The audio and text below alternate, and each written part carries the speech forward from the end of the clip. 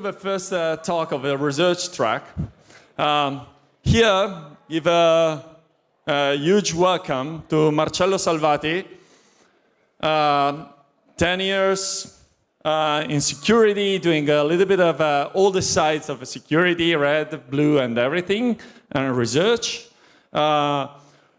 Open source software developer, and Dan McInerney, who is an AI threat researcher at Protect.ai.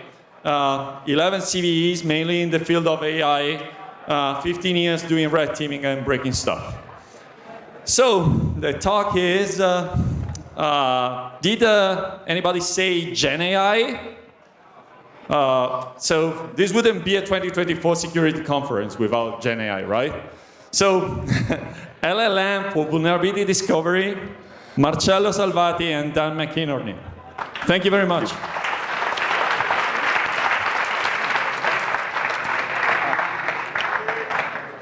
Testing, testing, testing. Test, test, no. Test, test, test, test. Seems to be working. Okay. Cool. All right, awesome.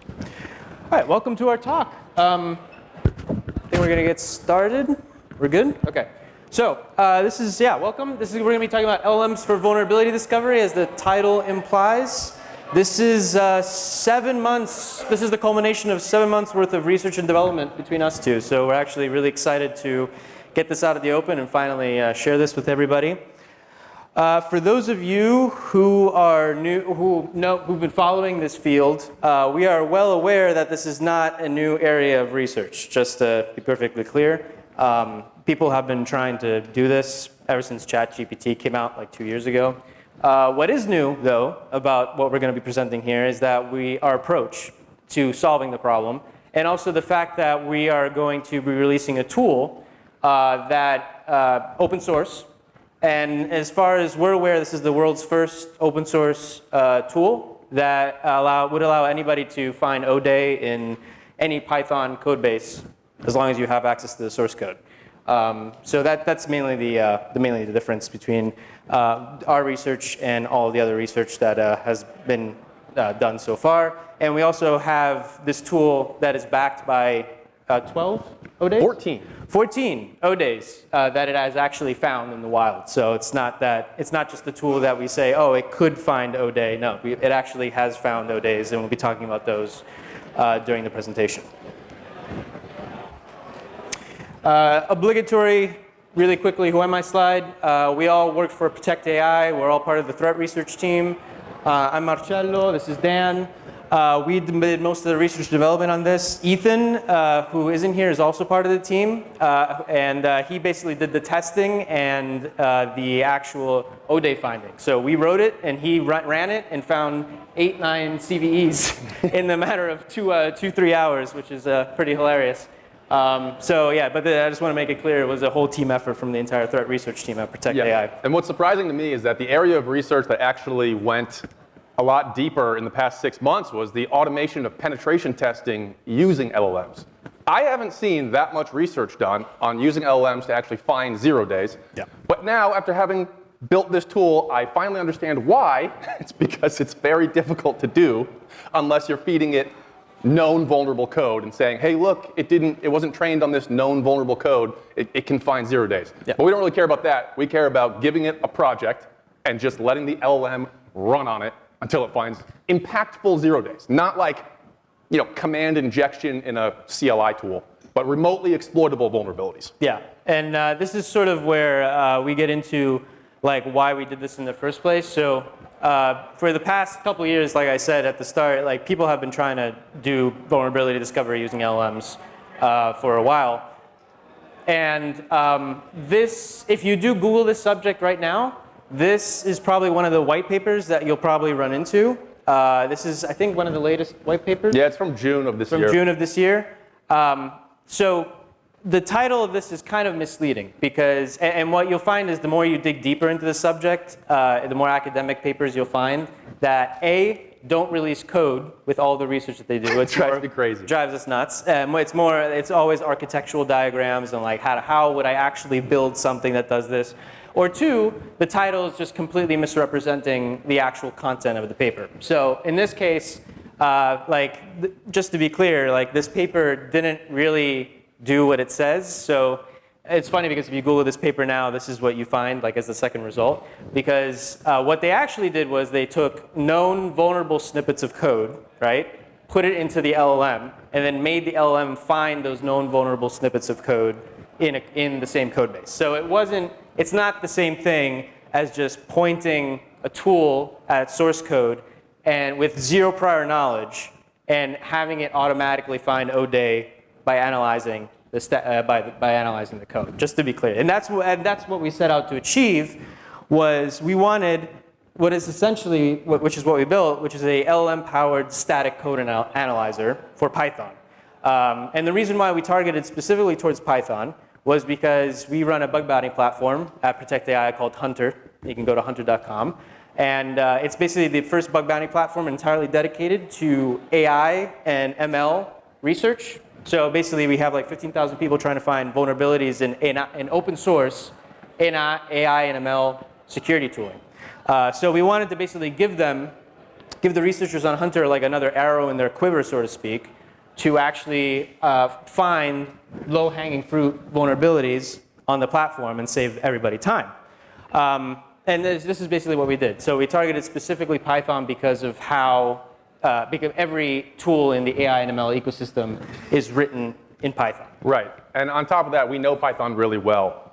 However, what we kind of didn't anticipate was just how hard Python is to parse statically. Because it's a dynamically typed language, this would have been a lot easier if we were doing it in like C or something. Because dynamically typed languages like Python, in case you don't know, they can manipulate objects while the program is running. So you have a class, it's got a bunch of methods. You can't just statically analyze that class and say, everywhere in this code, these are the only methods that are going to be used. Because you can dynamically add new methods to that class. This makes Python static code analysis a nightmare. It's an absolute nightmare, but I think we solved it with a couple interesting tricks. Yeah. So in this case, it goes into the problems that we had here. So number one, and feel free to chime in here, but number one, we had like non-deterministic responses. So if you've ever played with LLMs before, you'll find that their responses can vary wildly between what you put between prompts. So we had to find a way of actually having somewhat deterministic responses as much as we possibly can. And we solved this by having structured outputs and some prompt engineering, which we'll get into in a second. On the point of the non-deterministic outputs, you can run VulnHuntr on a code base, and it will return sometimes different results, depending on how many times you run it. That's the only problem we can't really solve right now, is getting it to consistently always select the right vulnerabilities that it's looking for and that sort of thing. And just to be clear, VulnHuntr is the name of the tool that we'll be releasing, just so everybody knows. So on the point of non-deterministic responses, one of the questions I get a lot is, what about hallucinations? LLMs hallucinate all the time. How can you trust that this is actually an exploit? How can you trust this is actually finding vulnerabilities? The fact is, hallucinations really only occur when you're giving it an open-ended problem with arbitrary input, usually a complex open-ended question. That sort of thing, like name the court case that something happened in, like Tax Act of 1968, name all the plaintiffs and everything. Sometimes it will say, it'll just make up like case law. In this case, the way we're getting around the hallucination problem is by giving it very specific instructions, structured output with very specific instructions, and limiting the amount of code that we give it at any one time so that it doesn't, I don't think I've ever seen it hallucinate. I could be wrong. But as long as you narrow in the task, hallucinations are just not an issue. No. And I think this is what's holding back a lot of people from using LLMs in agentic frameworks and stuff, because they're giving it too much open-ended access. It's saying, build a web application for me. That's very open-ended. You need to say, hey, I want you to use Flask, I want you to use TypeScript front end, and then this back end, and I want you to glue all these pieces together. Give it a very specific task, and the hallucinations almost all disappear. Yeah.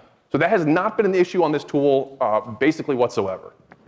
The second part of this is the context window. This is actually the main technical hurdle that we have to overcome. Context windows have gone from 1,000 tokens on GPT 3.5 when it first came out and we're now at like 200,000 tokens on Claude 3.5. It was this change that enabled this tool to be built at all. If you only have 1,000 tokens, you just can't pack enough code into the context window for it to analyze from start to finish the user input to the server output on large projects. Now, I think this problem is actually going to go away at some point, because Google Gemini models now have like 1 million, 2 million token context windows.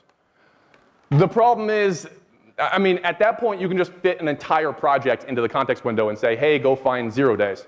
The problem is, when you feed an LLM broad information and then give it a broad task, like find security issues in this code, it fails miserably. You have to laser in on what you're looking for. In this case, what we did was we asked the LLM to actually request new code. So we give it one file. The file is the source of user input. It's where the project actually handles remote user input. It analyzes that, it finds potential vulnerabilities, and then it goes and requests for more context code. I'd like to go see the code of this function, because that's going to be instrumental in whether this has a local file include vulnerability or something. And so that's how we've narrowed it down. So we're not feeding it these giant chunks of random code it doesn't care about. We feed it the user input file, and then we just feed it one class, one function's code at a time, one variable at a time, until we've built out the entire call chain from user input to user output. So even though that you can stuff an entire project into a 1 million context window like Gemini, that is the biggest issue and probably the main reason this hasn't been built before now. Yeah. Speed, this is another really big issue too. Dynamically parsing code is really slow, because here's how it works. A library is going to turn an entire project into discrete symbols. A function is a symbol.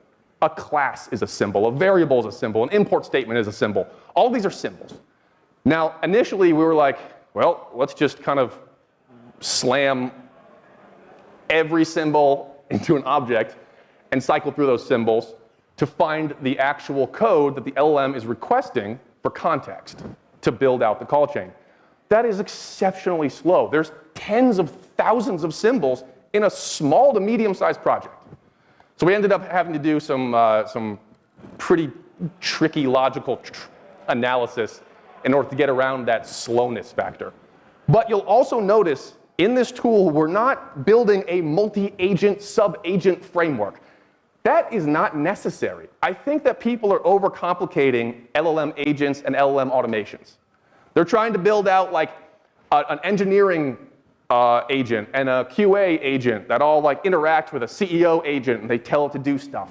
That's just not appropriate at this point in time. Everything that's being done in this project is single-threaded API calls to Claude 3.5 or ChatGPT. And that was sort of the approach of the other white paper that we showed you at the beginning, was that he had like basically this multi-agent architecture system, LLMs talking to each other in order to discover known vulnerable code snippets. Which, it dramatically overcomplicates things. Yep. You just don't need it right now for even complex tasks. Single-threaded API requests, pull down the info, and then just parse it. The structured output is really important to that functioning working, though. Because if you put it into XML content, and it always returns XML content, then you can parse it much easier than trying to like grep for strings in its response and things like that. The final problem, go back, was dynamically typed language. I mean, Python is just an absolute nightmare. There are several ways of solving this. This tool only handles Python code bases. There is no reason that that is the end-all, be-all. It's just we're in a time box. We can only do so much in so little time. We use a JEDI library. JEDI, if you haven't heard of it, is an autocomplete library for Python. You can use a JEDI plugin in Vim, for instance, and it'll autocomplete stuff. What that does is it's a giant library that kind of abstracts away searching for symbols in code, searching for functions, classes, and so on, and finding the right symbols and the right classes, because a lot of functions are named the same thing. There'll be multiple method names called run. How do you know which run to get? We have to narrow down the code we give this tool to just the code it's interested in to find the vulnerabilities, or else it's not going to work almost at all. The level of improvement from just giving it that code call chain and not file after file after file is night and day. It's like the difference between working and just not working at all. So we use JEDI. However, you can get around this. We already know how to get around this. We use the tree sitter library. Tree sitter has bindings for like all kinds of different languages, C, Ruby, Python. We would have to just rip out JEDI, put in tree sitter, and you can just start doing this against arbitrary code. But this is also why we're open sourcing this, is so that people can help us with this, because it was a mind-bending task to try and get JEDI to get the correct code that the LLM requests to build out the call chain. This is the architecture of the program. You start with a GitHub repository. You download it. It doesn't have to be a GitHub repository. It can be any kind of Python folder with a project in it. You give it, VulnHuntr takes a single network-related file, usually the source of user input. Now, VulnHuntr will automatically go out and search for these files in the project. You don't necessarily have to give it the specific user input file. But it often finds like 10, 20 files that have words like server in them or stuff like that. So it's generally better to just search the code yourself for the actual file that originally takes remote user input and start there. Once it does that, it does the initial analysis. The initial analysis, it scans the entire file for potential vulnerabilities. It says, I read all of this, I see all this user input, there might be a local file include, there might be a cross-site scripting, an arbitrary file overwrite, it might be any of these, and it just gives you a list. Now, we have limited VulnHuntr to just finding these 7 vulnerabilities, and again, that's a bit of an arbitrary decision. We just don't want to reproduce Sneak, where you run Sneak, which is another static code analyzer, and it spits out, hey, you have 377 issues in your code, and you read through it, and you're like, 376 of these are non-issues. They're not even vulnerabilities. We wanted to keep this so that when you get output from this program, you go, I have to fix that. Because those are the vulnerabilities that hackers want to do things like server takeover or account takeover. These are the ones that matter, the remotely exploitable ones, SSRF, RCE, that sort of thing. So it's actually quite easy to add new vulnerabilities to this.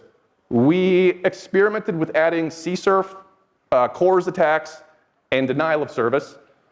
The problem is it does a specific prompt for each vulnerability. And this goes back to the point that I made with the prompt engineering. It has to be very specific instructions in order for the LLM to not fail the task.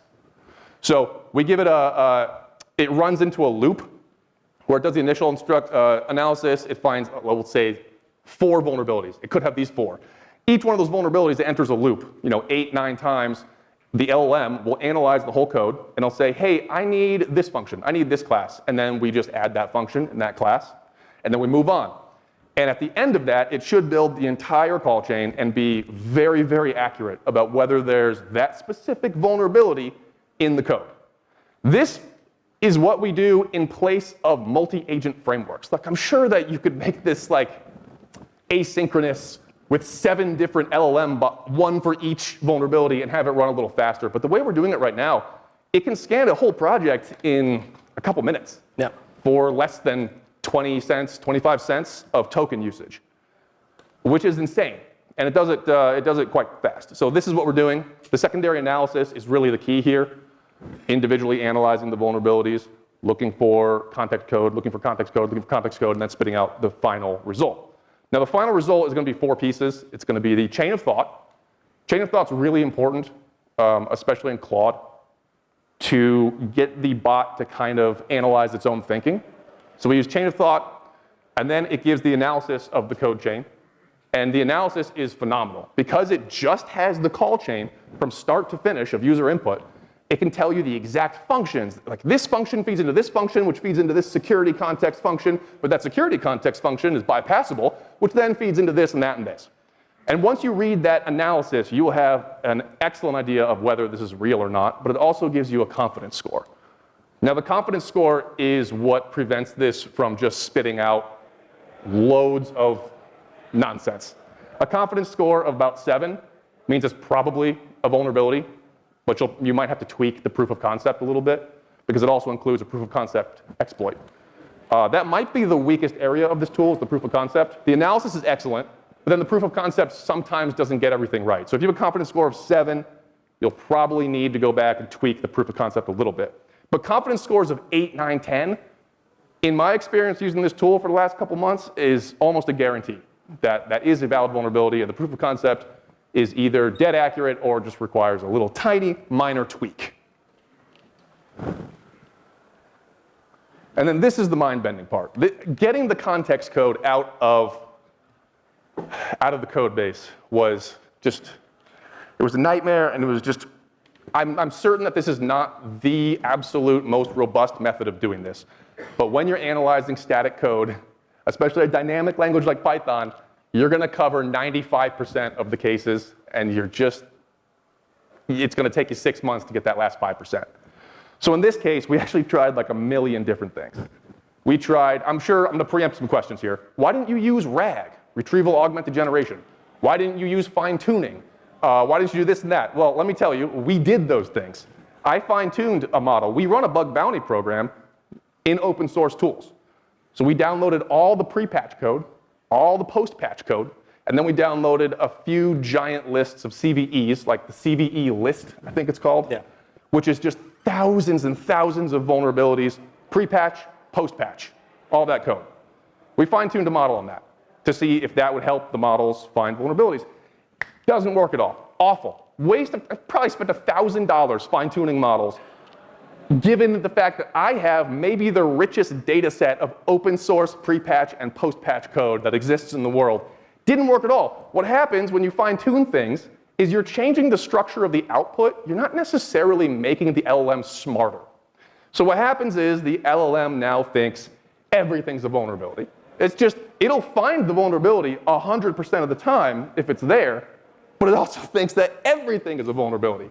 So we toss that out and, lick our wounds, and we're like, okay, retrieval augmented generation. It seems like the perfect way to pull out pieces of code that the LLM requests to build that full call chain. Doesn't work either. Retrieval augmented generation is not very good for finding very specific pieces of code.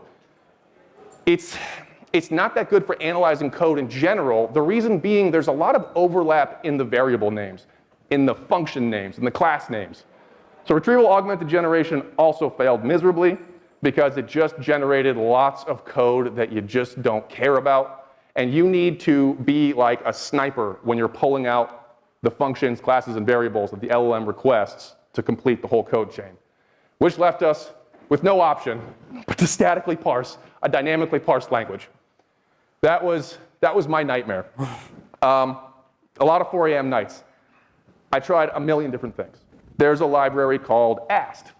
AST it's a static code parser for Python. It's a library. It's the built-in library, right? Yeah, I think it's the built-in library.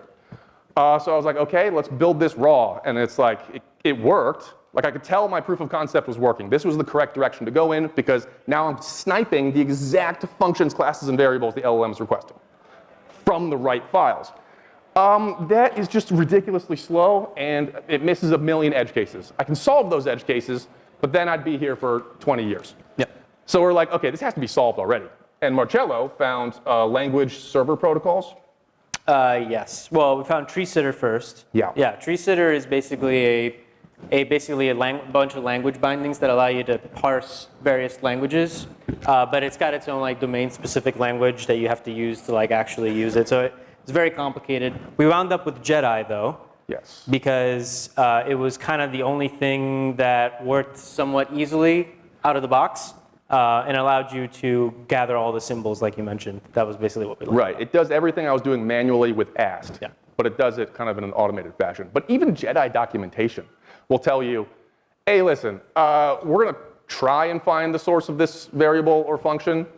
If it takes too long, we're just going to give up.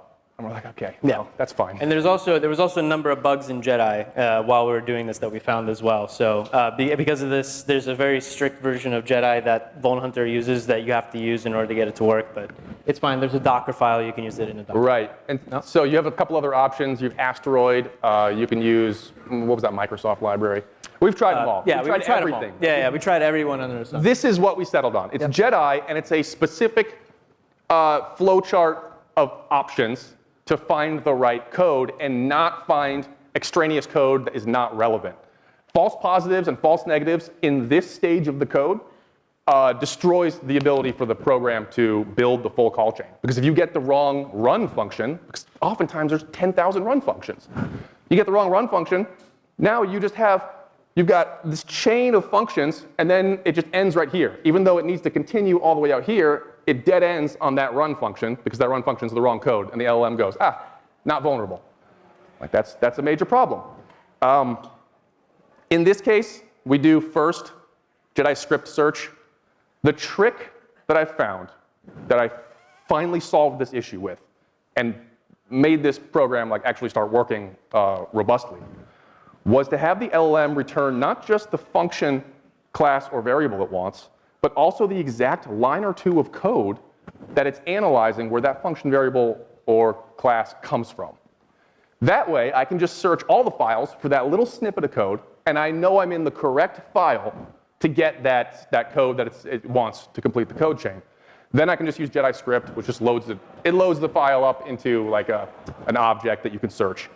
That is really accurate. That solves a lot of problems. Because think about this. You can infer where an object is coming from, the file path. Let's say, okay, it's asking for the function run. You can infer where that function is coming from, the file path itself, from the import statements. But once you get past the initial analysis of that first file, you no longer have import statements. You just have the one piece of function code that you added to the call chain. So you can't use the import statements to actually find the exact file that these objects are in. So we ended up just doing that. And then you can talk about the prompt engineering. And then after we figured out, well, I mean, it's like 90% figured out, I guess, even still. But after we got it to a point where we liked it, but the big part of this was prompt engineering, which is mostly an art at this point, rather than a science. But it's basically a way. It's basically like the way of actually instructing an LLM in a proficient way how to actually do a task and what tools it needs to perform the task. If you're familiar with like the latest Claude documentation and stuff, you'll see that Claude itself has been trained on XML tags. So one huge part of actually getting good performance out of VulnHuntr was actually structuring the prompts in XML tags so that it has clear instructions that can refer to them. And also every single part of the code base that it analyzes is in XML tags, along with like all the details that it needs to actually parse the code base and all of the instructions itself. So this was also like a really big part of actually getting good performance out of vulnerability detection. And part of this too, you'll notice we have the bypasses. All throughout the analysis and the guidelines, we tell it, hey, if you run into security code, figure out how to bypass it. Claude is actually phenomenal at bypassing security measures. But you'll often get blocked by the security filter if you're using the chat online. For whatever reason, we don't get blocked. I don't understand why. And just to be clear, when you say bypasses, he means like URL encoding like parameters in a URL parameter, right? Yeah. Like the standard WAF bypass techniques. Right. Claude's amazing at figuring that out, but it often just doesn't tell you. And so whatever, I don't know why. I think the API is just a little more permissive. We've never been blocked by Claude to find these bypasses or vulnerabilities or 0 days. Honestly, I don't even know why. Maybe it's just the structured output. And with that all being said, that was a lot of talking, but the tool is now available publicly. You can download it on GitHub. And now to the fun part, where we talk about all the O-days that it discovered. So let's talk about the first two. O-day number 1 and number 2, LFI and XSS in GPT Academic. So this is a very popular project on GitHub that allows you to write academic papers using AI. It's got 64,000 stars, so it's pretty popular. And it found 2 O-days in it. So this is the output of, this is like the fun part of VulnHuntr. I'd usually do a live demo of tools, but honestly, it would just be us waiting until the LLM processes the request and then just giving us back output. So it would be very boring for everybody, and we'd just be waiting here. So this is, we're just going to jump straight to the report. So this is the final report, as Dan mentioned, that VulnHuntr gives you with the analysis of the vulnerability, the scratch pad, which is just the LLM's thoughts. So I can, look, I'm going to do something fancy here. And then the meat and potatoes, which is the proof of concept. So you can see here, this is what the LLM tells you, is that, hey, I found a potential LFI vulnerability in the file parameter of GPT Academic's API. And it not only does it give you the LFI, the way to actually exploit it, but it also gives you a way of, hey, if that gets blocked, try URL encoding it, try byte injection or serialization tricks. And so that's not just like brute force. We tell it, hey, here's a bunch of, just try all these. Yeah. If it sees security code inside the code, it usually will give you this option. It'll say, oh, hey, you might want to try a couple of these because logically I just didn't have enough time to figure out the exact bypass. In this case, it was the second bypass. Yeah. Normal, you'll see in the other outputs, it doesn't give you 7 different encoding options. It just tells you, hey, here's the exploit. Yeah, so like the proof of concept that it gives you varies because obviously LLMs are non-deterministic, but it generally gives you either a step-by-step instruction on how to actually exploit the vulnerability, or it just directly gives you the HTTP request that you can copy paste into Burp and just verify it yourself. Also, the important thing here is the analysis section, which is very detailed and is often really, really good.